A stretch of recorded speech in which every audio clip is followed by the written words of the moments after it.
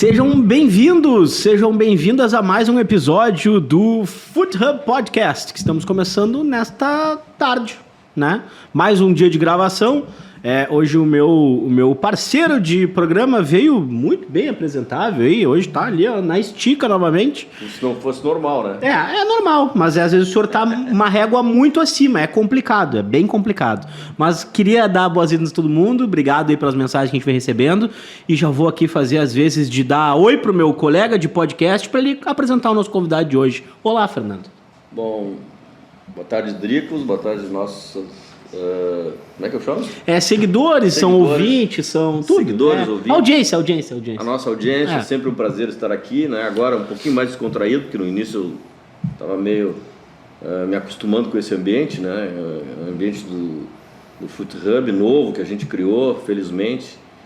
Já tivemos alguns convidados, alguns amigos, e hoje temos um outro grande convidado, André Curi, que eu tenho o prazer de apresentar para vocês. Vamos ouvir histórias aí do futebol do mundo todo. Hoje o André é um dos principais agentes do mundo, e eu lembro de quando ele começou lá atrás, né? Eu conheci o André Curi por uma mediação do Loris Sandri, né? O Loris Sandri apresentou o André. Na época o cartel dele não apresentava os jogadores da qualidade que tem hoje, né? Não vamos citar nomes, André, não vamos citar nomes.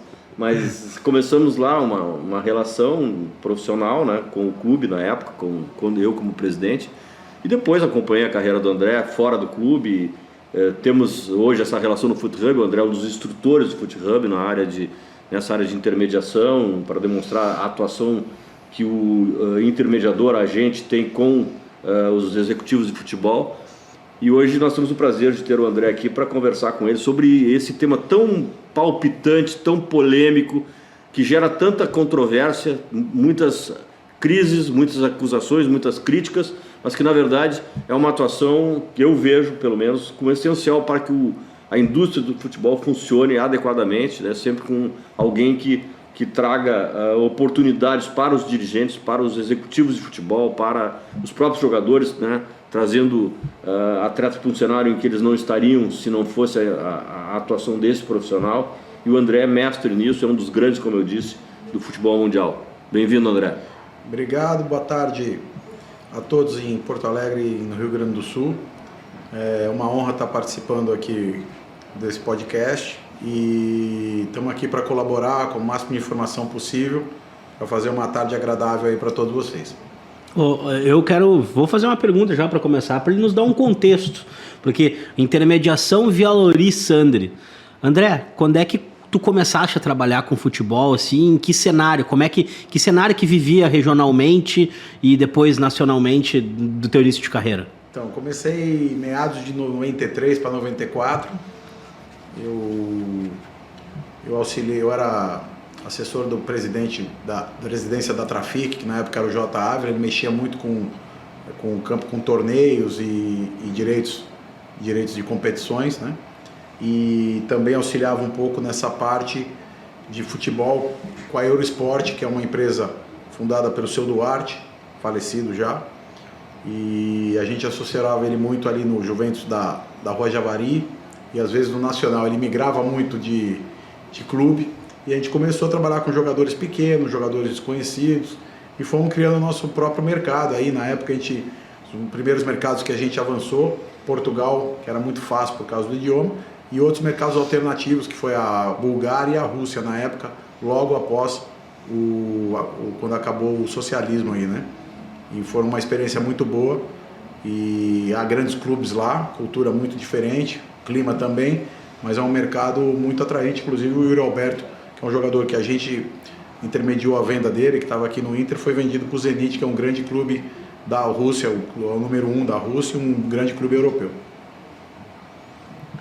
Bom, vamos começar então, já que o Dricos começou com a tua história, né? Eurosport, alguns jogadores importantes da Eurosport naquela época, dali saiu a Eurosport foi uma das primeiras empresas que como empresa criou centro de treinamento, tinha uma ideia planejada de revelar jogadores, de gerir clube, né? Era uma SAF. Era uma SAF antiga. Eu lembro da Eurosport no Nacional de São Paulo, lembro do Juventus, né? Com algum outro clube, algum jogador importante dessa época. Não, na verdade, a Eurosport, o dono, o seu Duarte, ele era muito apaixonado pelo futebol. Então começou com um time de futebol de salão. E no nosso próprio time de futebol de salão jogava o Deco, que é o Deco hoje, que jogou na seleção portuguesa. O Deco jogou no Barcelona, no Chelsea, é uma cria nossa. O Alex, que jogou no Chelsea, no PSV, do Santos, o Alex Boi, o zagueiro, também. Luizão, que é o diretor hoje do Benfica e jogou a carreira toda no Benfica, uma carreira linda, saiu do Cruzeiro, da Eurosport, foi pro Cruzeiro, Benfica, e ali terminou. Acho que jogou 11 anos, é um jogador legenda lá no Benfica, e saiu muito mais aí, muitos jogadores, Zé Roberto, assim de cabeça eu não vou lembrar, Augusto Recife, que foi campeão com a Tríplice Coroa no Cruzeiro, Gerson Magrão, um montão de jogadores aí. Foi revelado. Só para ilustrar, não sei nem se acabou, não sei Pinga, que jogou aqui no Inter. Não sei nem onde é que parou esse jogador. Eu não cheguei a ter contato contigo nessa época, mas em 96 eu assisti uma Taça São Paulo e jogava no Nacional um jogador chamado Peixinho. Vendemos para a Rússia. Peixinho era filho de um Peixinho, ponta direita do Santos. E eu achei esse jogador excelente e tentei trazer para o Inter. Só que aí, naquela época, o jogador já tinha esse contrato, essa relação com a Eurosport. Foi pela primeira vez que eu ouvi falar no nome Eurosport. E não sabia, não te conheci naquela época, mas não conseguimos trazer o tal do Peixinho. E o Peixinho depois foi para a Rússia, está me informando agora. Que bom, né? E temos também um central que chamava Preto, que era muito bom de bola, mas era um espetáculo de jogador. Mas não foi ele que jogou no Santos depois? Depois do Santos. E o dia que eu fui, a gente costumava emprestar os jogadores para esses clubes grandes, né? Fazia convênio com o Cruzeiro, lá com os Perrella, fazia com o Santos, foi o caso do Alex Boi e do próprio Preto. E o Peixinho a gente tinha negociado com o futebol russo. E no dia que eu fui renovar o contrato do Preto na Vila Belmiro, tinha uma banca de jornal em frente e não tinha acho que nem tinha internet na época, não tinha a velocidade da informação. E eu comprei o lance na banca de jornal em frente à Vila Belmiro e a capa do lance era o Gato Preto. Aí eu disse, como assim o Gato Preto? Que aí tinham descobrido que o Preto não tinha idade, tinha descobrido o tal gato do Preto, que é a alteração da idade, e aí tava lá o Gato Preto. Aí eu olhei e falei, como é que eu vou subir para renovar o contrato do Gato Preto? Só que o jogador era tão bom que o dirigente falou na época, para mim dá igual se ele tem 22 ou 25, ele é titular do meu time, vamos renovar. Ficou o Preto. Ô André, e durante os anos, né, sem dúvida, tu foste adquirindo mais networking, tu foi conhecendo mais gente, foi entrando em mais lugares, como começou essa relação lá com os clubes? Qual era a dificuldade, né, do agenciamento inicial, assim, como é que funcionava essa conexão com os clubes nos anos 90, principalmente, né? E como tu falaste mesmo, a velocidade da informação. Como foi mudando isso com o passar dos anos na questão de conversar com os clubes, conversar com os atletas e a velocidade da internet, a velocidade das coisas? Isso te atrapalhou ou te ajudou muito? Vou acrescentar na tua pergunta a mudança legislativa, porque antes era a vinculação por vínculo de passe. Posteriormente passou a haver vinculação apenas pelo vínculo contratual. Houve um crescimento da função e da ação do empresário, do agente, após a extinção da lei do passe e o ingresso da Lei Pelé, certo? Na verdade, a nossa profissão hoje ela é uma profissão totalmente injusta a nível... do Brasil nem se fala, mas a nível global também. Porque eles caracterizam o agente como uma pessoa como um predador, que está ali para tirar proveito da situação, etc., que não trabalha. E essa situação é totalmente o inverso. O agente trabalha 365 dias por ano, bom agente, né? 24 horas por dia, não tem hora para desligar o telefone, vai atrás de todas as ocorrências. E então isso mudou muito agora, e isso está se dando mais pela velocidade da informação. Hoje as críticas, como o Fernando mencionou no começo, chegam sempre, não existe elogio, só existe crítica. Eu renovei o contrato, mas renovei caro porque o agente foi mal comigo. O jogador saiu livre, a culpa é do agente. Pagou a multa, a culpa é do agente. Tudo a culpa é do agente. E o jogador parece que não tem vontade própria, né? Mas antigamente, como você frisou, como mudou tudo, né? Antigamente a gente saiu com uma mala, você ia viajar com 2 malas, uma de roupa e uma de videocassete. Era aquelas fitas grandes, né? Que você fazia o highlight do jogador, a gente tinha um estúdio próprio, a gente foi o primeiro a montar esse estúdio, então a gente estava na frente, a gente conseguia vender jogadores como o Peixinho no vídeo.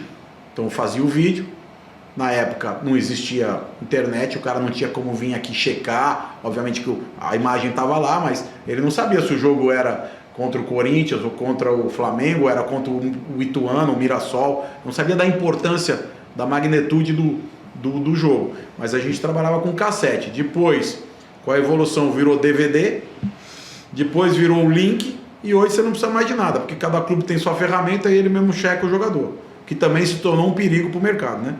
Porque aí é muita gente nova, sem a bagagem necessária, sem a experiência necessária para detectar um mau jogador ou um bom jogador. E aí tem uma seção de erros aí em todos os clubes que trabalham só com a ferramenta, né? O correto para você identificar um jogador não é só a ferramenta, é você ir no estádio 2, 3 vezes, olhar o posicionamento do jogador sem a bola, com a bola, e olhar a reação dele dentro do campo taticamente, e isso só com a imagem você não consegue. Então isso mudou radicalmente, foram etapas, né? Eu acho que até 2002, 2003 ainda continuava o cassete, depois virou o DVD, que aí era muito mais fácil de você levar. Você transporta 1000 DVDs em uma mala, e numa mala você transporta 40 cassetes. Então existia isso, e hoje não. Hoje você aperta um botão aqui, o cara vê a imagem lá na China e informações de estatísticas, etc. Então é uma coisa que mudou muito. Cada momento você curte aquele momento. Hoje eu acho que antigamente o modo de trabalhar antigamente era melhor para pessoas que eu sou um agente que trabalho muito com o clube em conjunto. Então, por exemplo, trouxe aqui para o Inter o Praxedes a custo 0 e o Yuri a um custo baixíssimo, e fizemos a maior venda da história do clube, que era do Oscar antes, que eu também tinha participado. A gente consegue fazer isso em conjunto com o clube, mas antigamente você conseguia até ter um convencimento com o cara. Você ia no México falar com o cara, falava, acredita no meu centroavante aqui, tal. O cara via umas imagens e acreditava em você.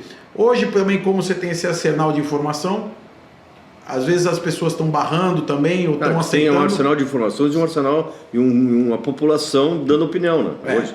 Esse é o grande problema hoje. Mas se consegue ainda trabalhar.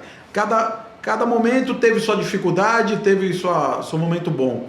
E hoje é isso aí, o mundo está assim, né? Hoje é essa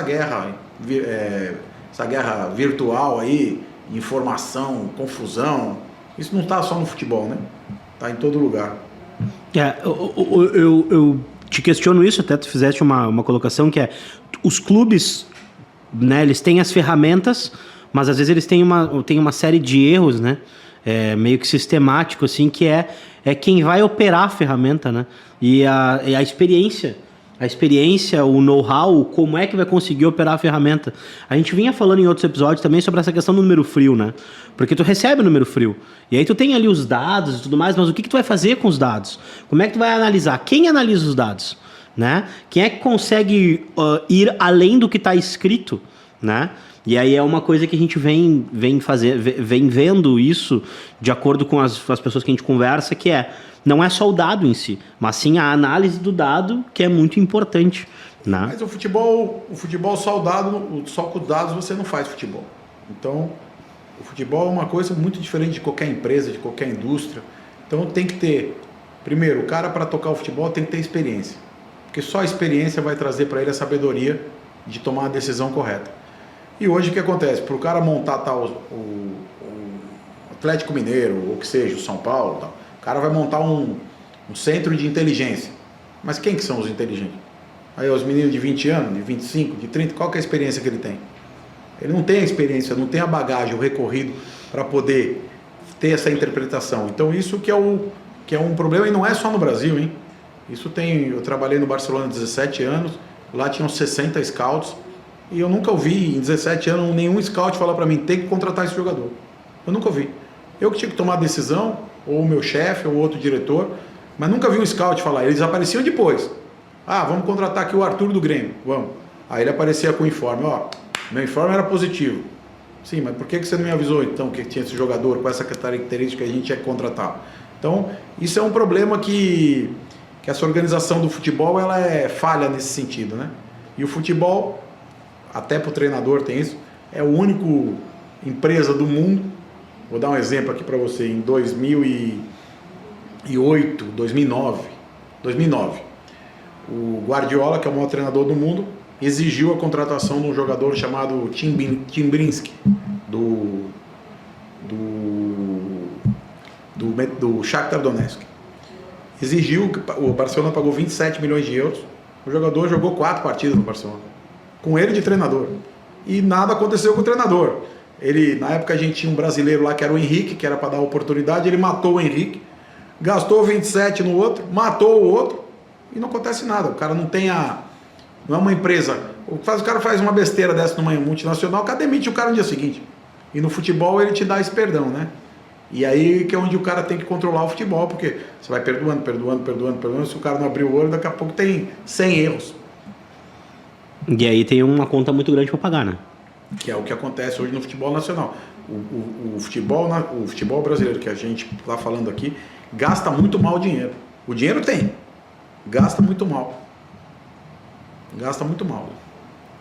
Na verdade, eu sempre preferi os investimentos fazê-los, nós tivemos 2 exemplos, né? Fazê-los depois da confirmação, né, da qualidade do jogador dentro do meu contexto, né? Às vezes o jogador fora tem uma realidade, joga de uma maneira, joga com destaque, mas depois se ele vem para cá acaba não dando. Nós tivemos três passagens que eu refiro, né, e todas elas exitosas. A primeira foi o Danilo Silva, depois o Juliano e depois o Oscar, no meu período. Houve outras anteriormente, né? O Danilo, como é que era o sobrenome do Danilo do Bahia? Danilo Gomes, não deu certo, não deu certo, emprestado, mas não deu prejuízo. Não deu prejuízo nenhum, e o Gaúcho que só deu prejuízo para ti, no caso, né? Mas... Tá, mas peraí, essa história do Gaúcho, a gente pode contar a história do Gaúcho?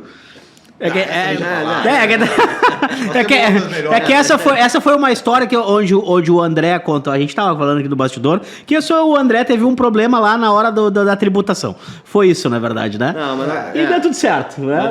Um declarou uma coisa, o outro outra, depois nos encontramos e resolvemos. Deixa que eu deixo, tá tudo certo. Mas então, o Danilo Silva veio para cá, todo mundo descrendo o Danilo Silva, né? E ele fez um trabalho de preparação física, botou 12 quilos de massa muscular, nós compramos ele por 700 mil 8 meses depois e vendemos por 4 milhões de euros. Né? E o Danilo Silva, essa história começa assim, eu estava gerindo um fundo, que era o maior fundo do país, acho que é o maior que já teve aqui, inclusive, no Brasil, que já era o fundo da Traffic, de compra e venda de jogadores, tinha acabado de começar com isso, e pediram para mim assistir um jogo do Guarani contra alguém que eu não me recordo mais. Não, Guarani e Paulista de Jundiaí, lá em Jundiaí. E eu tinha que ver um jogador chamado Digão. Xandão, que era o zagueiro, que depois jogou no Paraná Clube. Esse zagueiro que era o bom, Xandão, do Guarani. Eu fui lá. E eu tô assistindo o jogo e tô vendo esse Danilo Silva correr que nem um louco, para um lado, para o outro, veloz. E eu voltei, falei pro cara, tudo bem, quer contratar o Xandão, pode contratar. Mas tem que contratar o outro, que chama Danilo. Os caras, mas quem é esse Danilo aí? Você é louco? Eu falei, o jogador é muito rápido para central, muito rápido. E tanto é que depois ele veio aqui pro Inter, a gente trouxe, que eu conversei com o Fernando, trouxemos pro Inter, ele virou lateral direito. E foi uma pena esse jogador, porque quando ele firmou mesmo, que ele ganhou, ele teve muita crítica da imprensa, da torcida, e ele podia jogar para nota 7, a nota era 4. Jogava para nota 8, a nota era 5. E quando ele estava firme, foi o melhor jogo dele, foi um jogo da Libertadores, que o Inter depois foi campeão. Foi aqui no Beira-Rio, jogou pra caramba, e chegou essa oferta do Dínamo, e o jogador aí não dava a opção de ficar, porque ele falava, não, sou muito criticado aqui, eu quero ir. Quando ele começou a jogar, porque na verdade o Hélio Carraveta, nosso grande Hélio Carraveta, fez um trabalho físico nele. Engordou ele, né? Engordou 14 quilos de massa muscular. Ele era muito assim, magro e era muito rápido, muito veloz, tinha muito tempo de bola, tanto no cabeceio como na antecipação, mas não tinha um tamanho para zagueiro. Tanto que ele foi adequado para uma lateral direita e começou a se destacar. Jogou até de lateral esquerda. Ele fazia todas as funções ali da defesa. E aí quando ele entrou no time na Libertadores, veio essa proposta e ele acabou sendo vendido. Nós pagamos 700 mil reais, eu lembro, né, depois de uma avaliação inicial. E vendemos 4 euros. Tá? O Juliano, ao contrário, o Juliano já era destaque no Paraná Clube. Nós compramos 50% do Juliano da Traffic também, por 2 milhões de reais. Né? E aí estipulamos depois os outros 50? Estipulamos os outros 50 em 3 milhões de euros. Tá? Aí o Juliano começou a jogar titular, melhor jogador da América, e aí veio uma proposta. Aí nós pagamos os 3 milhões de euros, e aí em seguida um ano depois vendemos por 10 milhões de euros. 10 ou 11? Aí já não era mais, eu não estava mais daí. Mas sim, um negócio que foi exitoso. E o Oscar, né? Oscar fora de série. O Oscar também, que era um jogador fora de série, e o Oscar, na verdade, ele veio, né? Tu é testemunha, porque o presidente de São Paulo, Juvenal Juvencio, havia feito uma proposta para o Guinazu e com papel timbrado e sem pagar preço para o Inter, né? Queria que o Guinazu simplesmente rescindisse o contrato e fosse para lá, e eu só não liberamos o Guinazu. O Guinazu depois recebeu um aumento de salário, ficou mais 2, 3 anos aqui, e eu avisei o Juvenal, a primeira chance que eu tiver, eu vou pegar o jogador teu. E aí esse cidadão aqui me trouxe o Oscar. Acho que trouxe bem, né? E fizemos na época, que foi a maior venda do Rio Grande do Sul na época, 25 milhões de euros, e a maior do Inter, que agora foi só ultrapassada pelo Yuri, muito pouco, também muito parecida. E depois foi uma venda que eu fiz também do Arthur, do Grêmio, que aí ultrapassou as duas, foi 30 milhões de euros. 31 milhões para o Barcelona. Bom, mas como eu estava dizendo, eu tenho preferência por esse tipo de jogador, e o André transita nesse ambiente aí, tem muitos jogadores. Essa é a parte gostosa do futebol. É trazer o Yuri quando ninguém conhece, é trazer o Praxedes para o cara acreditar, é trazer o Maurício, e a gente tem outros jogadores que a gente tenta, muitas vezes ninguém nos escuta, mas esse é o gostoso do futebol, é você trazer o jogador com qualidade, com capacidade de evolução, e a gente colocar no clube, usar a camisa do clube, integralizar no clube, e depois o clube também fazer, que infelizmente o futebol brasileiro precisa da venda de jogadores ainda, que é uma fonte de renda importante para todos os clubes, e depois usar essa ferramenta aí para o clube poder estar sobrevivendo e estar pagando um pouco de conta errada também. Bom, mas eu quero já avançando, né? Eu queria saber, relembrar contigo, para os nossos seguidores aqui, alguns grandes negócios da tua história, né? Tipo o negócio do Neymar, né? Outros negócios que tu tenha feito aí, que tu possa nos dividir conosco aqui rapidamente, né? Para a gente não ficar apenas picotando. Olha, como eu citei aqui no Rio Grande, começar aqui pelo Rio Grande do Sul, as 3 maiores vendas eu tive participação direta, que foram o Oscar, o Arthur e o Yuri Alberto. Fizemos uma operação do Neymar para o Barcelona, depois ele saiu, que é a maior venda da história do futebol mundial, por 222 milhões para o Paris Saint-Germain. Fizemos a operação do Coutinho, que é a 3ª maior do mundo também. E aí presidente, são muitas, mas tem muitos casos bons, tem casos engraçados, e tem casos de super sucesso, tem casos de sucesso, também tem casos que o negócio deu errado. Mas a gente continua nessa luta aí, eu acho que isso que motiva a gente de estar montando operações do futebol. Eu gosto dessa parte, fora de ser agente, eu gosto de estar perto do clube, eu gosto de propor um negócio para o clube, eu gosto de convencer o clube a aceitar e os jogadores andarem bem. A gente tem um case de sucesso lá no Palmeiras, que é o Rafael Veiga, né? Que é um jogador que demorou 3 anos e meio para jogar, e foram 3 anos e meio de briga, porque o Palmeiras não dava para ele, durante esses 3 anos e meio, que na verdade foram 2,5, porque ele ficou emprestado no Atlético Paranaense, foi campeão da Sul-Americana e meteu 11, 12 gols, não dava para ele 5, 6 partidas para ele jogar na posição correta dele. E quando a gente conseguiu isso, finalmente, em setembro de 2020, nós conseguimos isso, O jogador hoje, depois de 1 ano e meio, 1 ano e 7 meses, tem 45 gols marcados como meia. Então é uma coisa que te dá orgulho, né? E você vê um jogador que deve estar aí convocado nas próximas convocações da seleção brasileira, quase unanimidade no país, né? E é referência, né? É, referência e merece. E é um caso que a gente vai... São casos e casos do futebol, né? Como o presidente citou aqui, o Danilo Silva ficou no time B do Inter engordando 6 meses. Ninguém entendia nada. Então são coisas que foram construídas. Não são coisas que comprar pronto é mais fácil e às vezes dá errado. Então a gente tenta montar essas operações. O Brasil é um celeiro de jogadores. Tem jogador em toda a parte do Brasil. E tem muito jogador que nem sequer tem a oportunidade. Então é isso que os clubes têm que trabalhar mais nesse sentido.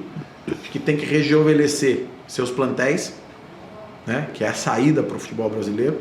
E também, como eu já disse aqui, tentar achar esse encontro para não gastar dinheiro de forma equivocada aqui no futebol, porque o dinheiro do futebol nacional tem.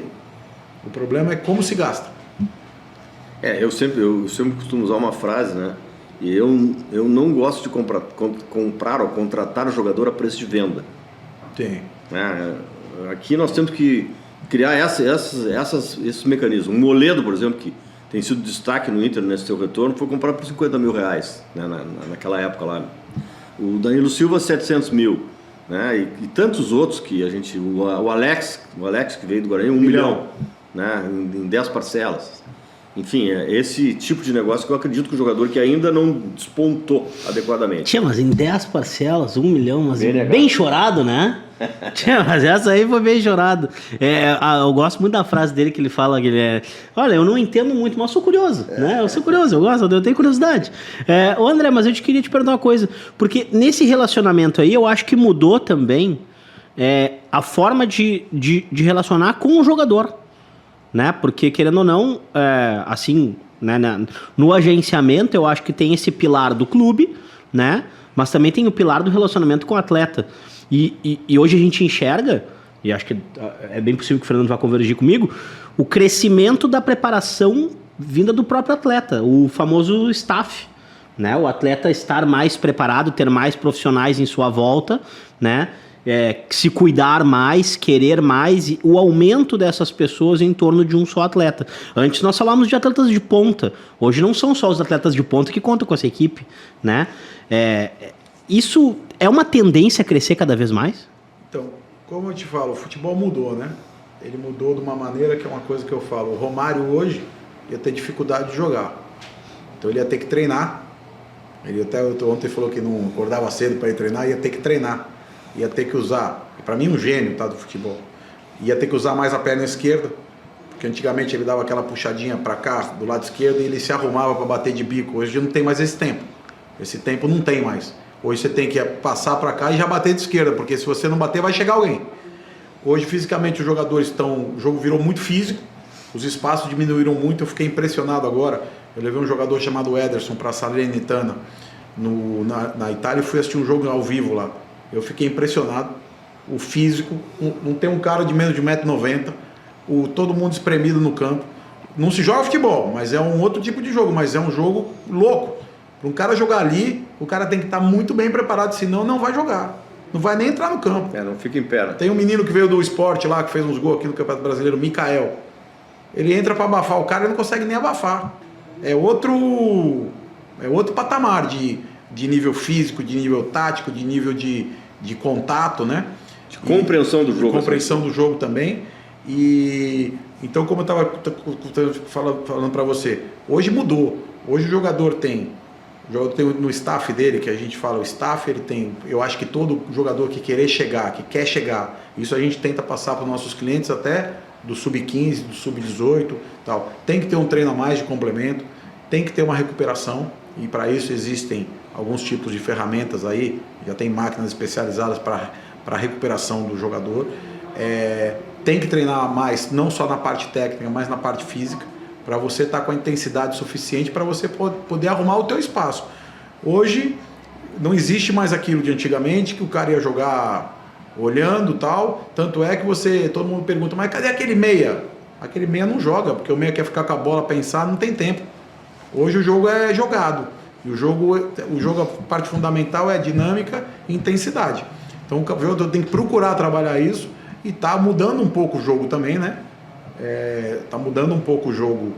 Tanto é que o Cristiano Ronaldo é um exemplo desse século em jogador que fez repetição, que fez treinamentos, que tem 6, 7% de gordura, que tem musculatura, que sobra 1 metro para cabecear, e isso que faz o diferencial para ele. O do Messi, o outro diferencial do Messi, além do Messi se cuidar também, tem um nutricionista italiano que mudou a vida dele, tirou a Coca-Cola, tirou um monte de coisa, e ele virou um outro jogador de uns 7, 8 anos para cá, mas ele era extraordinário, então ele precisava de menos, como o Maradona lá. O Maradona nem aparecia para treinar, mas o cara tinha o dom, né? Então hoje tá muito fisicamente, o cara tem que pensar nisso e existem ferramentas e os staffs dos jogadores sempre tem um preparador físico, tem que fazer esse treino a mais para fazer o complemento para ele poder estar trabalhando em alto nível.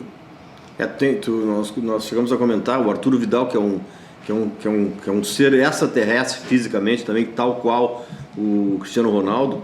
Ele chega ao extremo de usar até... Como é que é o nome do aparelho? Eu estava tentando ver. Tem uma câmera hiperbárica. Hiperbárica. Quando ninguém tinha essa câmera, que é uma câmera que mede o oxigênio, que vai diminuir o oxigênio para ele ter a superação, ele já tinha isso.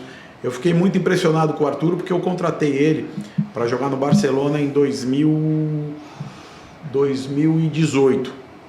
E a preocupação dele quando ele chegou era na casa. E eu não entendia a preocupação dele na casa. E a preocupação dele era se ia ter academia na casa.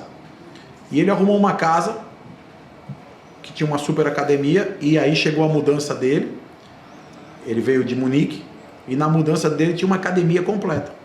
Completa. É como se você fosse aqui na Bodytech, numa academia aqui top no Brasil, ele tem uma academia dessa na casa dele.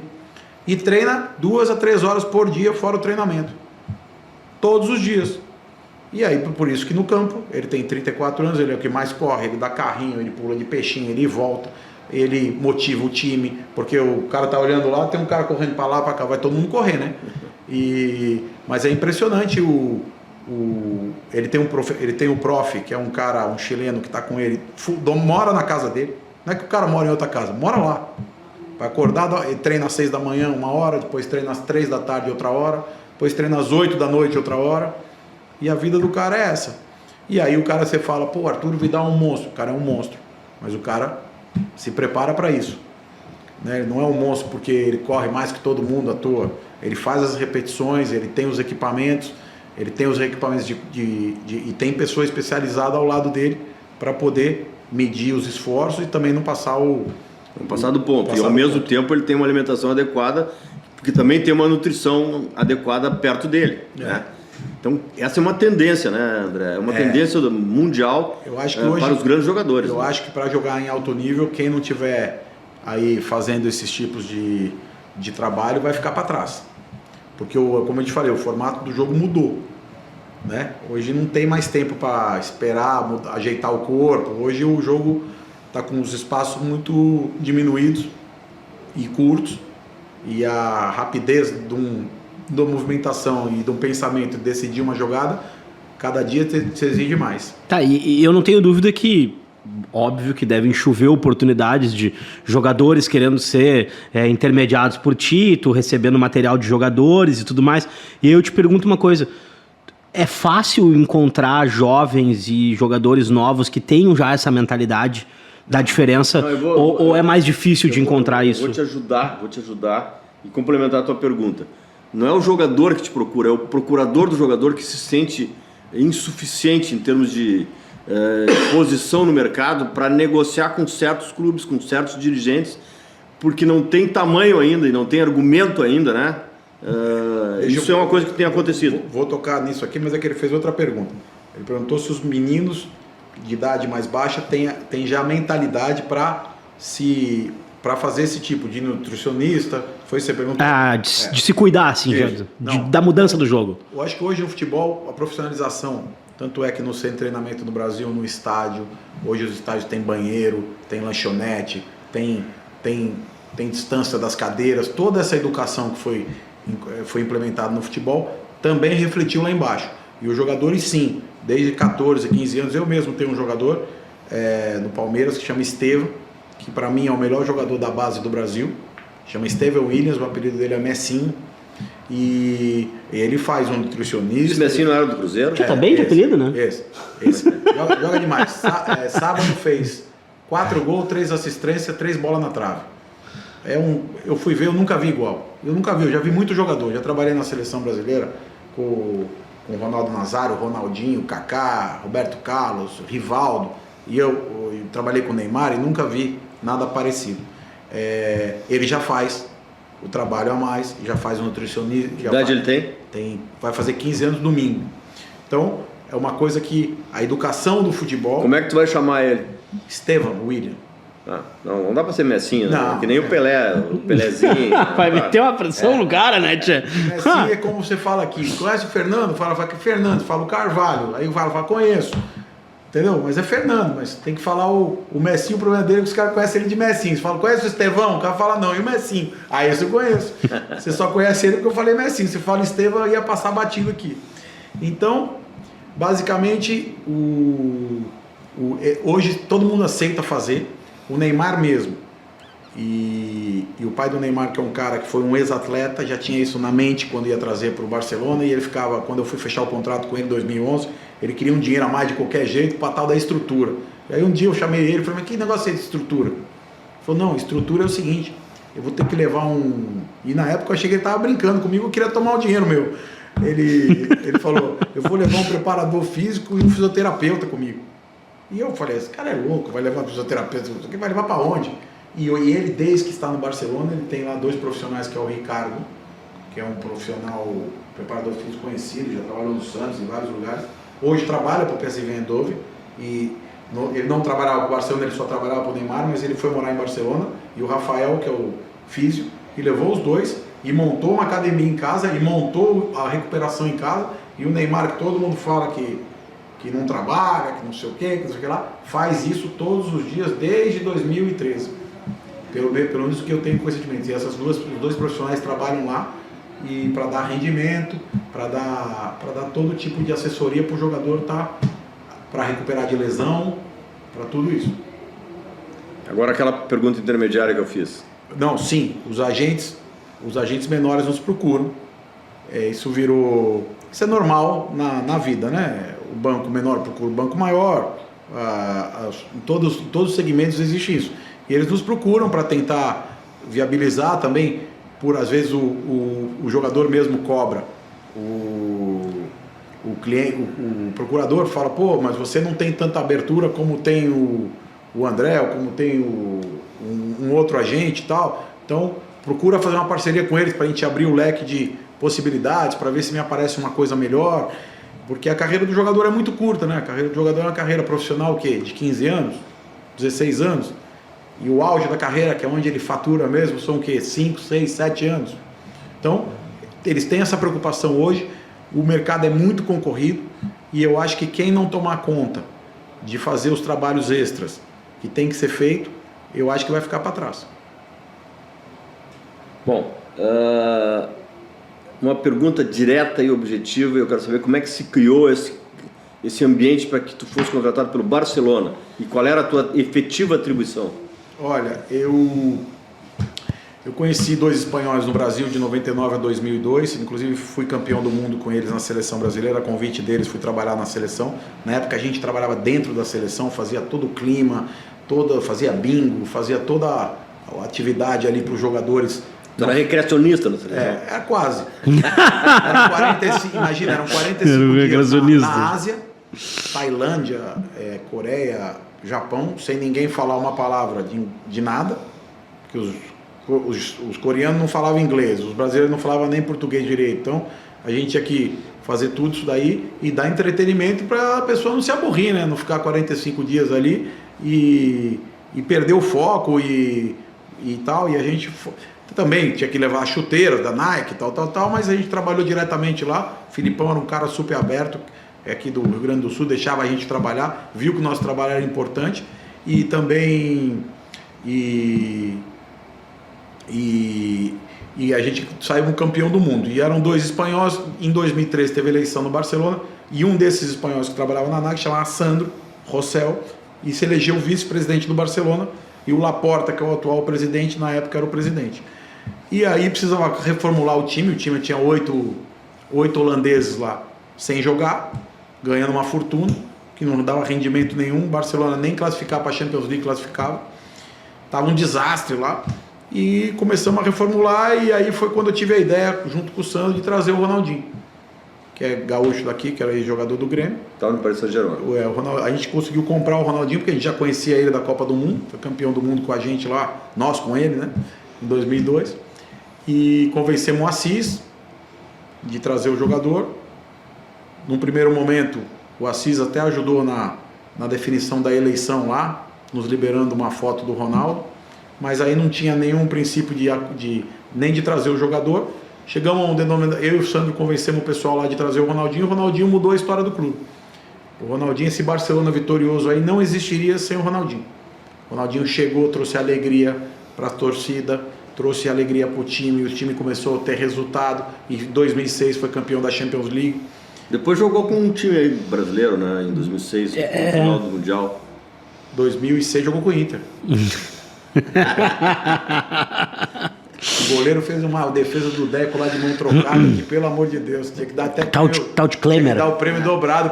Sabe que eu tive no... Tinha que dar o prêmio dobrado. Não, eu tive no Museu do Campeão lá, e eu sinto muita alegria em não ver a taça deles lá, a taça do campeão do mundo da FIFA de 2006 não tá lá, né, cara? E aí mostra o dinheiro bem gasto do futebol, que era aquele time do Inter, se eu não me engano, era o Gabiru, o Perdigão, o Ceará tava, Ceará, Jorge Wagner, todos jogadores de graça e baratos na época pro futebol, e que foram campeão do mundo, montando um time competitivo, treinador bom, era o Abelão, né? Abelão, aí botou os meninos, Luiz Adriano, Pato já tava? Pato.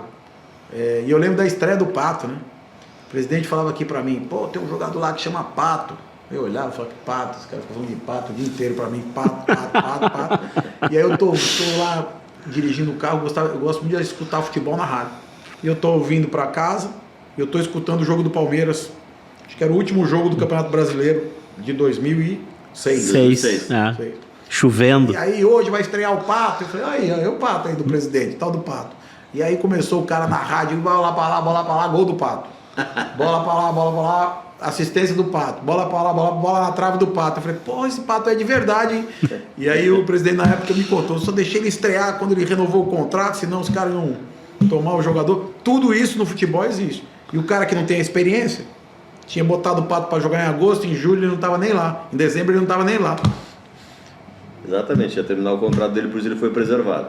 Que agora mesmo foi pago a polêmica da semana passada, inclusive eu tô metida nela, né? Quer dizer, não fizemos nada de errado. Foi pago a multa contratual do Vitor Roque, que é um menino de 16 para 17 anos, e ele foi para o Atlético Paranaense. Aí começam a dizer que enganaram, que não pagaram, que aqui no Brasil cumprir o contrato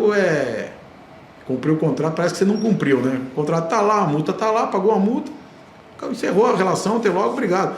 Como você vai mandar um treinador embora aqui? Você manda o cara embora, não manda? Vai pagar a multa. Você cumpriu a outra parte do acordo. Tá lá a multa, tá lá para isso, inclusive. Quando tem multa não tem discussão.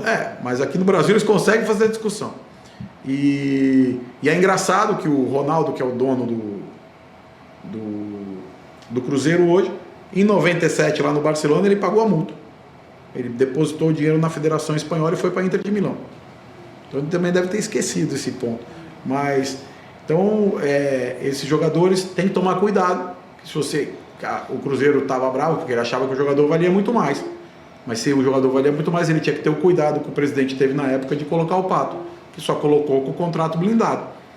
Você não vai colocar o jogador para jogar se você tem uma multa que você não acha que é adequada que te satisfaz. Então Futebol não é só você botar o jogador para jogar, tem que cuidar dos contratos, tem que cuidar da relação.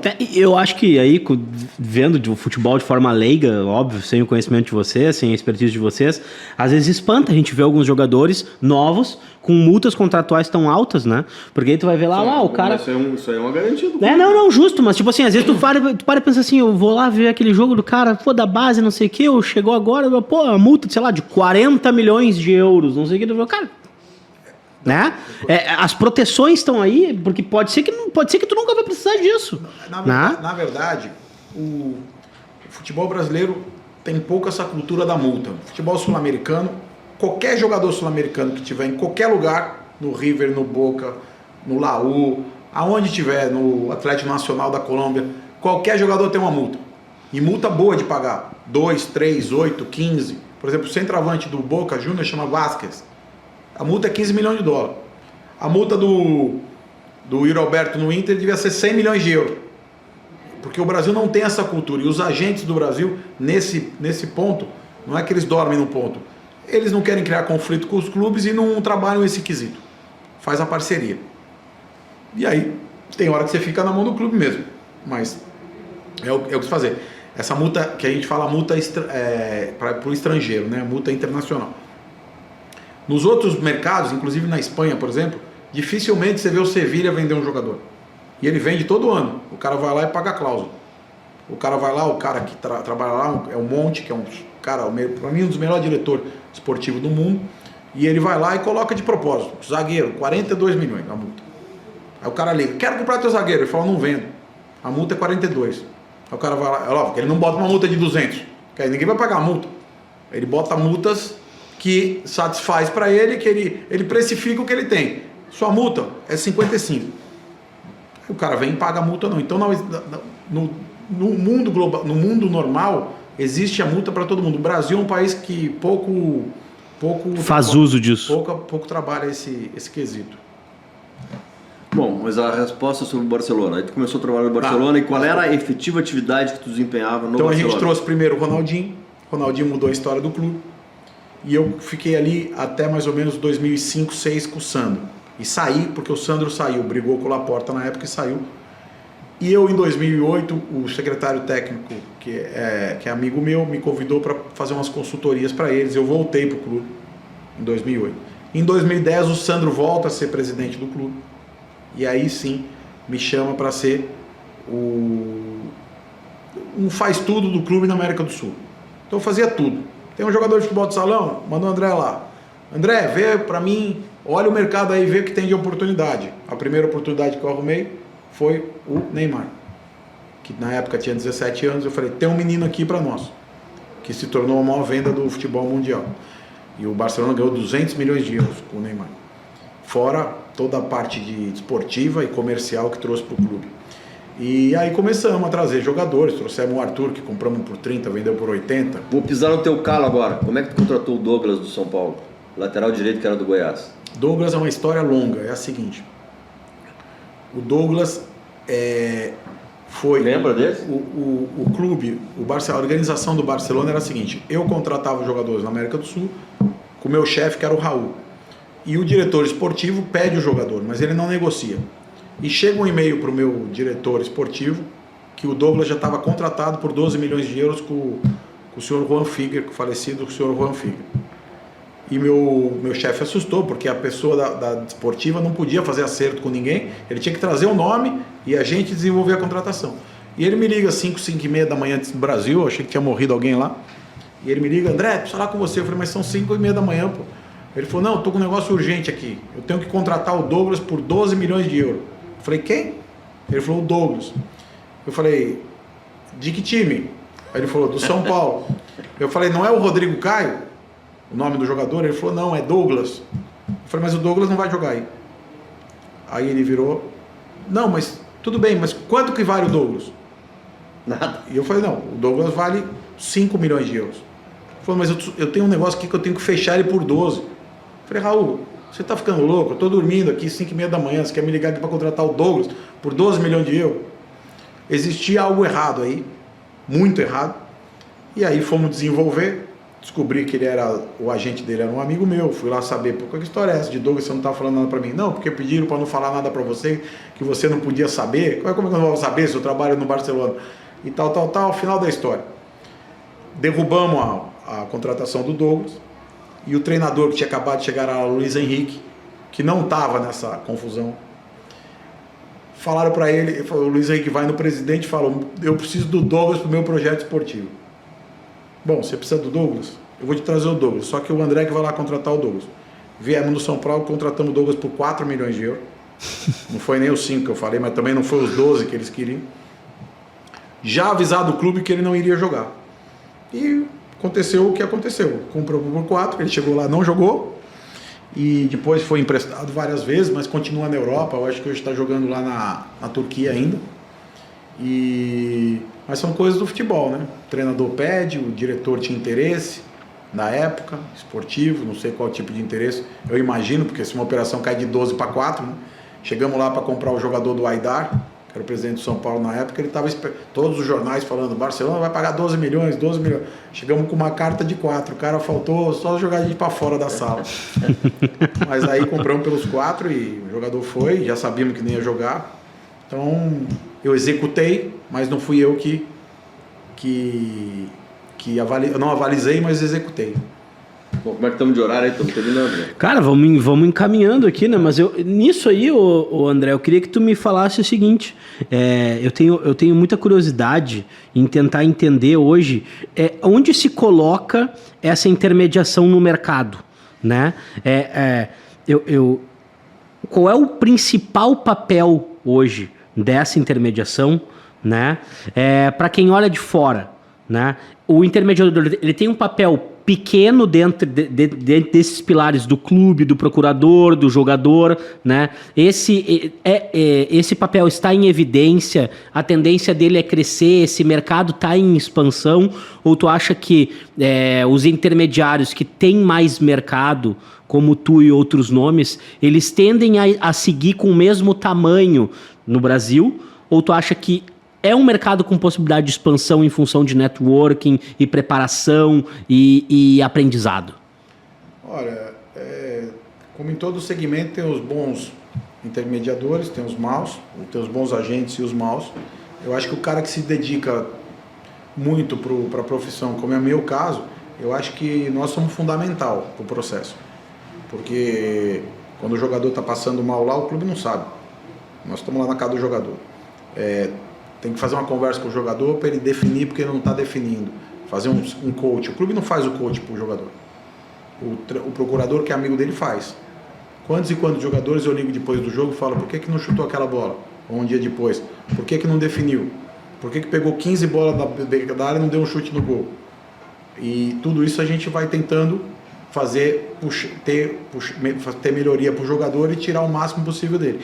Fora você fazer a interlocução dele com o próprio clube que ele está, ou com outro clube para ser o pretendente, para virar aquela ferramenta financeira que o Brasil tanto precisa. Então acho que um bom agente hoje é fundamental para estar ali flutuando entre o jogador, o próximo adquirente, o clube atual, ou o clube que ele veio. Então eu acho que isso é fundamental para a instituição hoje, né? A instituição tem outras coisas para cuidar. Eu falo um pouco aqui do caso mais recente aqui no Sul, do Yuri. O Yuri foi um jogador que eu procurei o Inter para vir. Eu dei condição econômica para o estado que o Inter estava naquele momento de adquirir esse jogador, porque se eu não desse essa condição, ele não conseguiria ter o jogador. E se tornou e trouxe o cliente, que é o time russo, para fazer a maior venda da história do clube. Então, você vê o papel do intermediário. E durante os 4 treinadores que tiveram aqui, que os 4 colocaram o Yuri no banco, eu tive que vir aqui conversar com a diretoria, conversar com o presidente, conversar com o jogador, acalmar o pai, para essa panela não explodir. E, então, tudo isso foi um trabalho feito em 1 ano e meio, tudo isso que eu te falei, imagina. E aí chegava o treinador, o Ramires, disse pro Yuri que ele era a 4ª opção. Queria ficar no banco do Abel Hernandes, do Galhardo e do Guerreiro. E tudo isso a gente tem que administrar.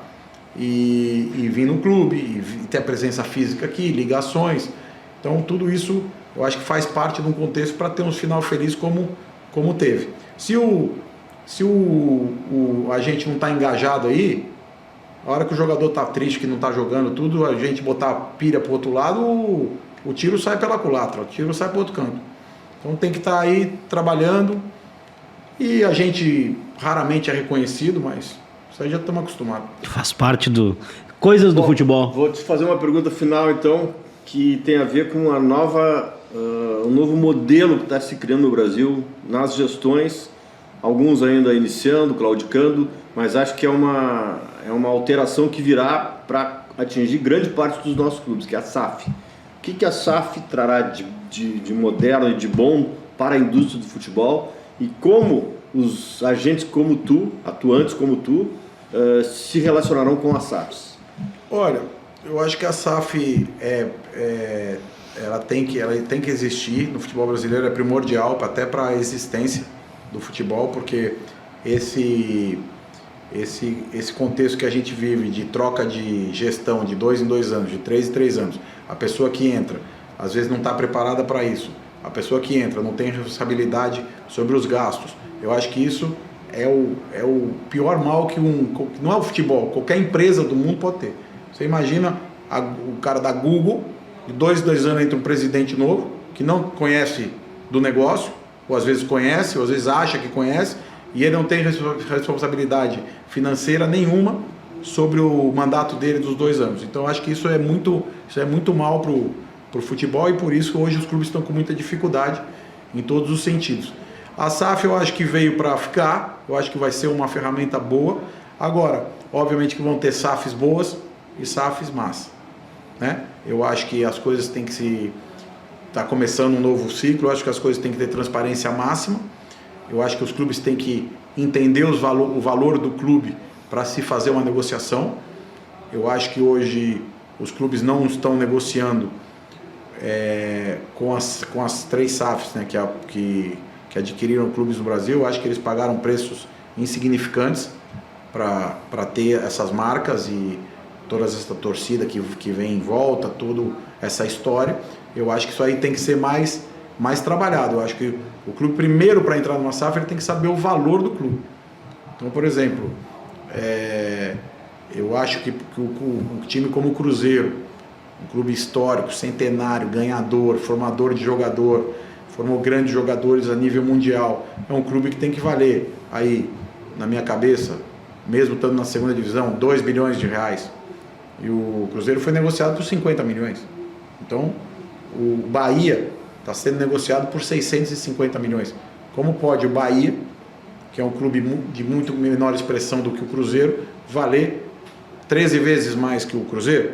Não, é que o Bahia está sendo bem negociado. O Cruzeiro não foi bem negociado. Então, tem que isso idem para o Botafogo e para o Vasco. Eu acho que tem que primeiro fazer uma due diligence dentro do clube para saber quanto vale o clube e para você tomar esse segundo passo. Eu acho que as coisas estão acontecendo mais por dependência financeira dos clubes e aí não está indo de uma maneira correta. Porque depois amanhã para vir um cara aqui e pagar num clube, por exemplo, o Chelsea. O Chelsea, o Abramovich pagou no Chelsea em 2004, se eu não me engano, 140 milhões de euros. E hoje a avaliação do clube são 4 bilhões de euros. São 20 bilhões de reais. Então, se um clube como o Chelsea vale 20 bilhões de reais, um clube brasileiro não pode valer menos de 2, 3, 4, 5 e às vezes até mais, né? Dependendo do clube, da marca, do brand, do negócio que tem por trás. Então, eu acho que válida, eu acho que tem que acontecer, mas tem que ter uma fiscalização e uma avaliação melhor dos ativos para você não fazer um mau negócio para a instituição. Feito, Carreto? Feito. Tia, queria agradecer aqui o André Cury pela presença e dizer que é muito legal ter a tua história. O Fernando fala uma frase ali que eu gosto muito, que ele, cara, se tu não contar a tua história, alguém vai contar por ti. Então é muito bacana ouvir as tuas versões dos fatos, das coisas, e te parabenizar. Tu és um dos nossos professores aqui do curso executivo de futebol. A gente recebe várias mensagens, o pessoal gosta muito da tua aula, gosta muito dos teus ensinamentos, de tudo que tu compartilha. Então, a casa é tua, sempre que tu quiseres voltar aqui, és muito bem-vindo. E te agradeço pela tua abertura aí para conversar conosco sobre as coisas da tua vida profissional, André. Bom, Andrezito, obrigado aí pela presença mais uma vez, pela pela tua colaboração com o Foot Hub. Nós apreciamos muito as tuas visitas, né? E vamos nos preparar para a aula. Temos aula e certamente vai ser uma instrução que vai ser muito bem-vinda e muito bem vista pelos nossos alunos, né, na turma que temos atualmente. Hoje temos um case novo na aula. Queria agradecer todo mundo aqui do sul do país e obrigado pela oportunidade. Abraço. Tchau, pessoal. Já que ele não vai convidar o pessoal aí para se inscrever, para isso, para aquilo lá, vou lá. Se inscrevam, compartilhem, sigam e sejam sempre muito bem-vindos a esse Foot Hub Podcast, sempre tentando trazer para vocês aqui conversa, conteúdo e descontração com meu querido amigo Fernando Carvalho. Tchau, tchau. Feito.